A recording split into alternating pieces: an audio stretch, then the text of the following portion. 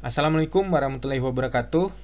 Kita akan lanjutkan lagi materi kita tentang kaidah pencacahan.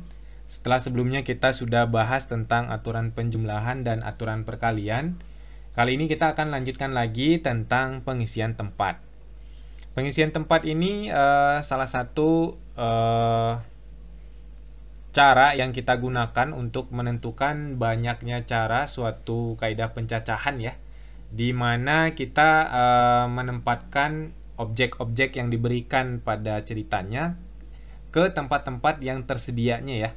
Tempat-tempatnya itu pada dasarnya kita lihat dari kebutuhan yang diminta di soalnya ya.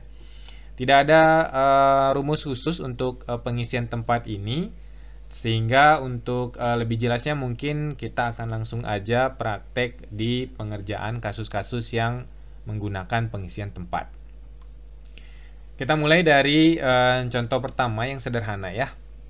Di sini diberikan 3 orang siswa kelas 12, 2 orang siswa kelas 11, dan 4 orang siswa kelas 10. Kita akan memilih 3 orang yang akan kita ambil untuk mengisi jabatan ketua OSIS, sekretaris OSIS, dan bendahara ya. Nah, pertanyaannya, tentukan berapa banyak kemungkinan susunan jabatan yang bisa terbentuk. Nah, di sini kalau kita lihat, ini artinya kita akan mengisi 3 tempat ya, di mana tempat yang pertama itu adalah untuk ketua. Jadi, kita akan menyediakan 3 tempat yang akan kita isi. Tempat pertama ini untuk posisi ketua ya. Kemudian tempat yang kedua untuk posisi sekretaris, dan tempat yang ketiga untuk posisi bendahara. Jadi ada 3 tempat yang akan kita isi nih. Nah, karena di sini di soalnya tidak ada aturan untuk pemilihannya ya. Sehingga ini artinya semua berpeluang untuk menjadi ketua, sekretaris maupun bendahara. Nah, karena di pemilihan biasanya kita pilih ketua dulu ya. Jadi di sini kita akan mengisi tempat ketua dulu nih. Ada 3 orang kelas 12, 2 orang kelas 11, dan 4 orang kelas 10. Berarti totalnya ada sebanyak 9 siswa ya. 9 siswa yang akan kita pilih. Nah, di tempat yang pertama artinya semuanya berpeluang untuk menjadi ketua ya. Jadi ada 9 orang yang berpeluang untuk menjadi ketua nih. Tapi yang menjadi ketua ya tentu aja hanya 1 orang ya, sehingga artinya 8 orangnya lagi itu berarti tidak akan terpilih menjadi ketua. Nah, sehingga yang 8 orang yang tidak terpilih menjadi ketua ini artinya akan kita pilih menjadi sekretaris nih. Sehingga berarti di sekretarisnya ada 8 orang kandidat yang bisa kita pilih. Tapi yang menjadi sekretaris, ini ceritanya hanya 1 ya, karena kita hanya memilih 3 orang. Berarti di setiap tempat ini hanya kepilih 1 orang. Dengan demikian berarti untuk sekretarisnya ini setelah terpilih 1 orang, menyisakan 7 orang lagi yang bisa kita pilih sebagai bendahara nih. Jadi untuk bendaharanya ada 7 orang kandidatnya. Nah, semua tempat sudah terisi. Nah, untuk menghitung totalnya kita tinggal menggunakan aturan perkalian ya. Semuanya kita kali 9 kali 8 kali 7. Kenapa menggunakan aturan perkalian? Karena ini melibatkan tempatnya menggunakan tanda hubung dan ya. Ketua dan juga sekretaris dan juga bendahara. Sehingga kita menggunakan aturan perkalian.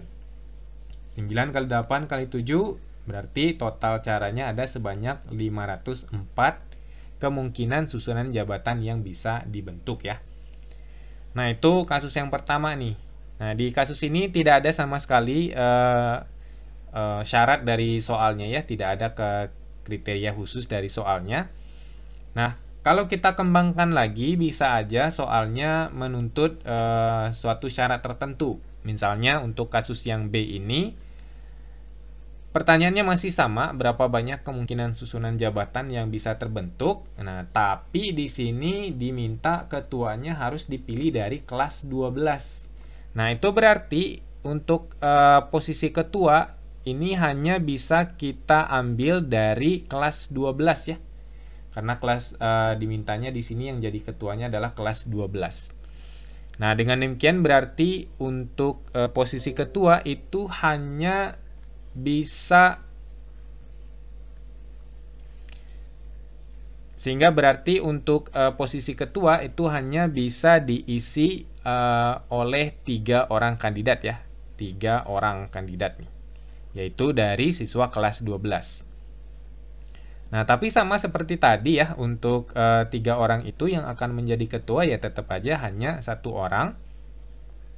Sehingga 2 orangnya lagi, berarti nanti kalau setelah terpilih 1 orang nih, berarti menyisakan 2 orang kelas 12 ya. Nah, karena di sini tidak ada larangan bahwa sekretaris dan bendaharanya itu tidak boleh dari kelas 12, itu artinya 2 orang yang kelas 12 ini masih bisa kita pilih lagi untuk di posisi sekretaris dan bendahara ya. Nah, sehingga berarti dengan demikian untuk posisi sekretarisnya sendiri sekarang ada tersisa 9 kandidat ya. 8 kandidat ya, 2 orang kelas 12, 2 orang kelas 11 dan 4 orang kelas 10. Berarti di sini ada 8 orang kandidat nih untuk menjadi sekretarisnya. Nah, nanti 1 orang akan kepilih menjadi sekretaris sehingga menyisakan 7 orang lagi tuh untuk kita pilih di posisi berikutnya yaitu sebagai bendahara. Sehingga di sini ada 7 orang kandidat untuk mengisi tempatnya bendahara. Nah, sama kayak tadi, kalau semua tempat ini sudah terisi, kita tinggal menggunakan aturan perkalian, sehingga total kemungkinan susunan jabatan yang bisa kita bentuk itu adalah 3 kali 8 kali 7.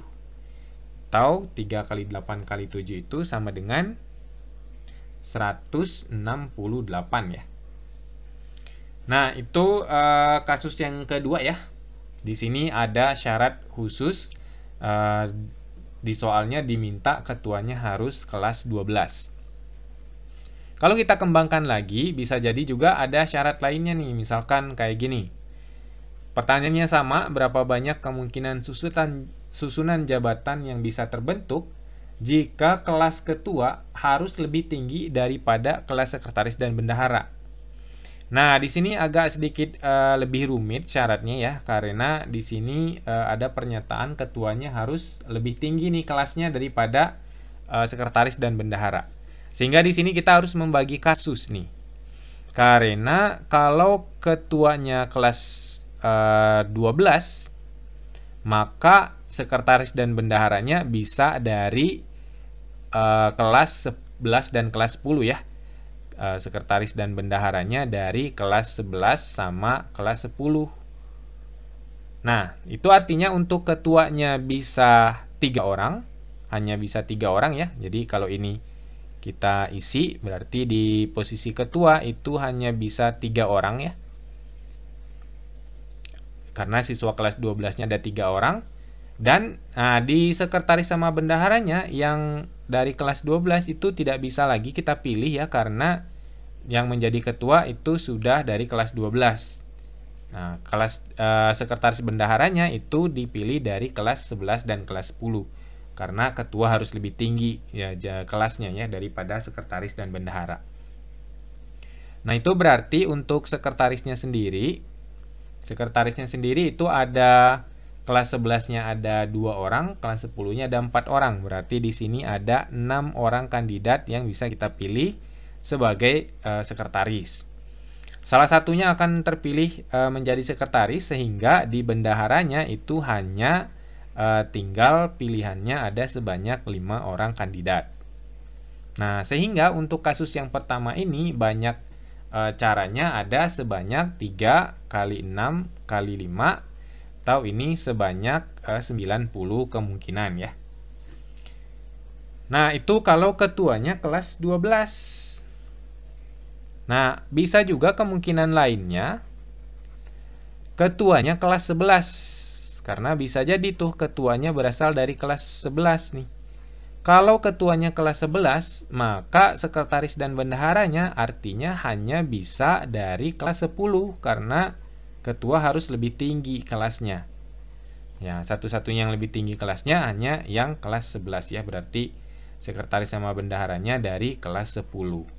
Jadi di sini kelas 12 tidak dapat jabatan ya karena ketuanya sudah dari kelas 11. Berarti di sini sama aja kita menyusun 3 tempat. Berarti tempat ketuanya itu bisa diisi oleh 2 orang ya, 2 kandidat yang akan kita pilih. Karena di kelas 11 itu ada 2 siswa. Kemudian untuk sekretarisnya berarti ada sebanyak 4 orang kandidat yang bisa kita pilih ya, karena di kelas 10 itu ada 4 orang. Kemudian untuk bendaharanya tinggal 3 orang kandidat yang bisa kita pilih karena salah satu dari siswa kelas 10-nya sudah menjadi sekretaris. Jadi ini 3 orang. Dengan demikian berarti ini banyak kemungkinan ada sebanyak 2 kali 4 kali 3. 2 kali 4 kali 3 ini adalah berarti 24 ya. Nah, karena ini tuh memuat tanda hubung atau ya, karena ini kemungkinan pertama atau kemungkinan kedua, maka total banyak caranya kita gunakan aturan jumlah. Nah, kita ingat lagi tuh, di aturan penjumlahan kalau tanda hubungnya atau itu berarti ditambah. Berarti totalnya ada sebanyak 90 ditambah 24 ya.